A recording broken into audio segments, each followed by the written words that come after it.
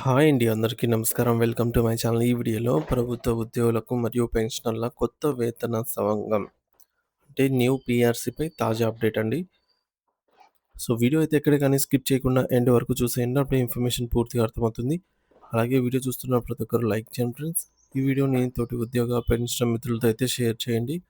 కొత్తగా మన ఛానల్ చూస్తున్నవారు ఇంకా ఎవరైనా సబ్స్క్రైబ్ చేసుకోకపోతే వెంటనే మన ఛానల్‌ని సబ్స్క్రైబ్ చేసుకోండి. సబ్స్క్రైబ్ చేసుకోవడం వల్ల నేను చేసే ప్రతి ఒక్క వీడియో మీ వరకు రీచ్ అవుతుంది. ఇక ఆలస్యం చేయకుండా వివరాల్లోకైతే వెళ్ళిపోదాము. ఫ్రెండ్స్, ఇక విషయానికొచ్చినట్లయితే కేంద్ర ప్రభుత్వం ఏర్పాటు చేసినటువంటి 8వ వేతన సంఘం ఉద్యోగులు మరియు పెన్షనర్ల సమస్యలను, వారి అవసరాలను లోతుగా అర్థం చేసుకోవడానికి ఒక సమగ్రమైన ప్రశ్నావళిని రూపొందించింది. ఇందులో మొత్తం 18 కీలకమైన ప్రశ్నలున్నాయి. వీటికి సమాధానం ఇచ్చేటప్పుడు ప్రతి సమాధానం 200 పదాలకు మించకుండా ఉండాలని నిబంధన విధించారు. ఈ ప్రశ్నలు కేవలం మొక్కుబడి వ్యవహారం కాదు. ఇవి రాబోయే కాలంలో మీ జీతభత్యాలను మరియు పెన్షన్ విధానాలను నిర్ణయించే పునాదులని ప్రతి ఒక్కరూ గుర్తుంచుకోవాలి. ఈ 18 ప్రశ్నలు అసలు ఏమిటి? వాటి వెనుక ఉన్నటువంటి ఉద్దేశ్యం ఏమిటి? అనే విషయాల గురించి తెలుసుకుందాము. సో, ఈ విధంగా చూసుకున్నట్లయితే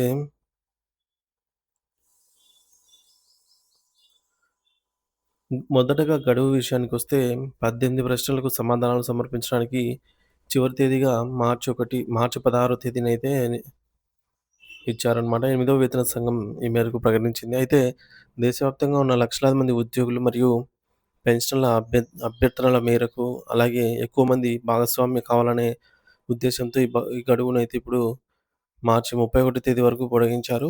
ఈ అదనపు సమయం మనకు దక్కిన ఒక గొప్ప అవకాశం అని చెప్పవచ్చు. ఎందుకంటే హడావిడి పడకుండా ప్రతి ప్రశ్నను క్షుణ్ణంగా చదివి తగిన సమాధానాలను సిద్ధం చేసుకోవడానికి ఇది తోడ్పడుతుంది. కాబట్టి చివరి తేదీలోపు ప్రతి ఒక్కరూ తమ అభిప్రాయాలను వెల్లడించాలని కోరుతున్నాను. ఇక్కడ చాలామంది ఉద్యోగులు మరియు పెన్షనర్లు ఒక చిన్న అయోమయానికి గురవుతూ ఉన్నారు. అవేంటంటే ప్రశ్నలకు సమాధానం ఇవ్వడం వేరు మరియు మెమోరాండం సమర్పించడం వేరు. సో, 8వ వేతన సంఘం కేవలం ప్రశ్నలకే కాకుండా పూర్తి స్థాయి మెమోరాండం సమర్పించే అవకాశాన్ని కూడా పెన్షనర్లకు, ఉద్యోగ సంఘాలకు, ప్రభుత్వ విభాగాలకు మరియు వ్యక్తిగత ఉద్యోగులకు కల్పించింది. ఈ మెమోరాండం అనేది మీ సమస్యలను విపులంగా వివరించే ఒక పత్రం. ఇందులో కనీసం 300 అక్షరాలు ఉండేలాగా చూసుకోవాలని సూచించారు. ఈ మెమోరాండంలో ప్రధానంగా 9 రకాల విభాగాలున్నాయి. ఇందులో మీ ప్రస్తుత పే స్కేల్, మీకు అందుతున్న వివిధ రకాల అలవెన్స్‌లు, మీ ప్రమోషన్‌ల విధానము మరియు పదవీ విరమణ తర్వాత అందే ప్రయోజనాలు, ఇటువంటి కీలక అంశాలను రూపొందించారు. ప్రతి విభాగంపై మీకున్న అభ్యంతరాలు లేదా సూచనలను ఇక్కడ స్పష్టంగా తెలియజేయవచ్చు. కొంతమంది మిత్రులకు ఒక రకమైన భావజాలం లేదా నిరాశావాదం ఉండవచ్చు. ప్రభుత్వాలు ఎలాగో తమకు నచ్చిన నిర్ణయాలు తీసుకుంటాయి కదా! మనం ఎన్ని మెమోరాండం పంపినా సరే ఏం లాభం అని అనుకుంటారేమో. కానీ ఇది ముమ్మాటికి తప్పుడు ఆలోచన. మనం ఎంతవరకు ఎంతవరకు స్పందిస్తే ప్రభుత్వం అంత ఒత్తిడికి పెరుగుతుందన్నమాట ప్రభుత్వం మీద. గతంలో 6 మరియు 7 వేతన సంఘాల నివేదికలను మనం గమనిస్తే దేశంలో 1,00,00,000 మందికి పైగా ఉద్యోగులు మరియు పెన్షనర్లు ఉన్నప్పటికీ కేవలం 36,000 నుండి 40,000 మంది మాత్రమే తమ వ్యక్తిగత మెమోరాండం సమర్పించారు. 1,00,00,000 మంది జనాభా ఉన్న చోట ఈ సంఖ్య చాలా తక్కువ. 1% కంటే తక్కువ. మనం మౌనంగా ఉంటే మనకు ఎటువంటి సమస్యలు లేవని, లేదా ప్రభుత్వం ఇచ్చేది ఏదైనా మనం ఒప్పుకుంటామని వారు భావిస్తారు. అందుకే ప్రజాస్వామ్యబద్ధంగా మన గొంతుకను వినిపించాలి. చాలా ముఖ్యం. సో, మన అభిప్రాయం బలంగా ఉంటే దానికి వ్యతిరేక నిర్ణయం తీసుకోకుండా వేతన సంఘం వెనకాడుతుంది. ఏమైనా అలాంటి నిర్ణయాన్ని ప్రభుత్వం ప్రపోజ్ చేసినా సరే, అటువంటి నిర్ణయం ఇంప్లిమెంట్ చేయాలంటే భయపడుతుందనమాట. సో, దాన్ని మాక్సిమం ప్రజలకు ఉపయోగకరంగా ఉండే వాటిని మాత్రమే అమలు చేయవచ్చు. సో, ఈ విషయంలో మనకు ఆహ్, సహాయం చేయడానికి అనేక జాతీయ స్థాయి సంఘాలు ముందుకొచ్చాయి.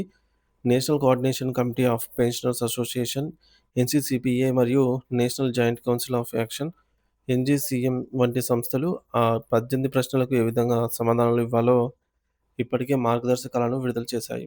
అలాగే డిఫెన్స్ ఫెడరేషన్ వారు తమ విభాగం తరపున పోస్టల్ యూనియన్‌ల వారు వారి పరిధిలో ఈ ప్రశ్నలకు తగిన సమాధానాలు సిద్ధం చేసి మెమోరాండం రూపంలో అందించారు. ఏ యూనియన్‌లు, ఏ పెన్షన్ అసోసియేషన్‌లు విడివిడిగా ఆ ప్రశ్నలకు ఎటువంటి జవాబు చెప్పాలి అనే విషయంపై కూడా స్పష్టమైన ఆహ్, పత్ ప్రతులను అందజేశారు. సో, మీరు ఆయా విభాగాలకు చెందిన వారైతే ఆ యొక్క ప్రతులను ఆధారంగా చేసుకొని మీరు మీ స్పందనలను నమోదు చేయవచ్చు. ఉదాహరణకు పెన్షనర్లు ఉన్నారనుకుందాం.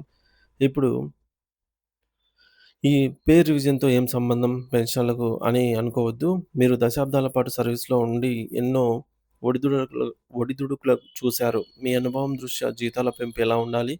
ప్రమోషన్ ఛానెల్ ఎలా ఉంటే బావుంటుంది అనే విషయాలపై గూడా మీరు ఇచ్చే సలహాలు అమూల్యమైనవిగా అయితే పరిగణించబడతాయి. అలాగే కొత్తగా ఉద్యోగాల్లో చేరిన యువ ఉద్యోగులకు ఇప్పుడు సాంకేతిక పరిజ్ఞానంపై పట్టు ఉంటుంది. కాబట్టి వారు ఎవరు కూడా తమ వినూత్న ఆలోచనలు పంచుకోవాల్సిన అవసరమైతే ఎంతైనా ఉంది.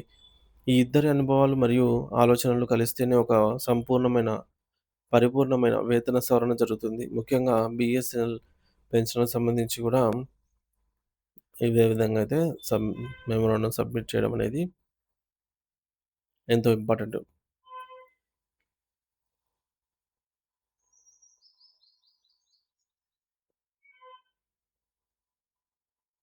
సో, మన దేశంలో దాదాపుగా మొత్తం 70,00,000 మంది సెంట్రల్ గవర్నమెంట్ పెన్షనర్స్ ఉంటే అందులో ఈ మేరకు వివిధ శాఖలకు సంబంధించిన వారు కూడా వారి యొక్క ప్రతులను అంటే వారికి సంబంధించి ఏవైతే సలహా సలహాలు, సూచనలు ఇవ్వదలుచుకున్నారో పంపిస్తూ ఉన్నారనమాట. సో, ఈ అవకాశాన్ని ప్రతి ఒక్కరు సద్వినియోగం చేసుకుంటారని జెప్పేసి మనవి చేస్తున్నాను. Thank you for watching this video.